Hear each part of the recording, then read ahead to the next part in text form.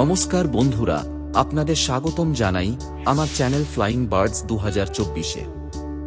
আজ নিয়ে এসেছি বদ্রি পাখির ইতিহাস। এই পাখি দেখতে খুব সুন্দর ও অনেক রঙের হয়, তাই মানুষ বাড়িতে এই পাখি রাখতে ভালোবাসে। এর জন্য অনেকেই এই পাখির পালনের ব্যবসা করে থাকে।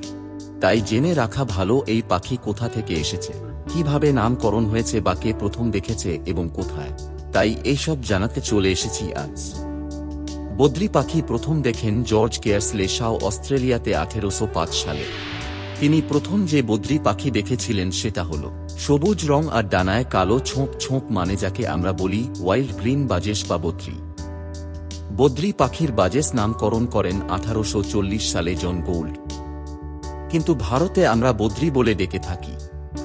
1870 সালে ব্রিটেনে প্রথম বদ্রি পাখির ব্রিডিং করানো হয়। বর্তমান সময়ে অনেক প্রজাতির বদ্রি আমরা দেখে থাকি। বদ্রি পাখি সাধারণত 5 থেকে 7 বছর বাঁচে, কিন্তু ভালো পরিচর্যা করলে 10 বছরও বাঁচে। কত ধরনের বদ্রি পাখি হয় পরের পর্বে নিয়ে আসব। এর জন্য ভিডিওটা লাইক এবং চ্যানেলকে সাবস্ক্রাইব করতে ভুলবেন না। ভিডিওটা কেমন লাগলো কমেন্টে জানাতে ভুলবেন না কিন্তু। ধন্যবাদ ভিডিওটা পুরোটা দেখার জন্য।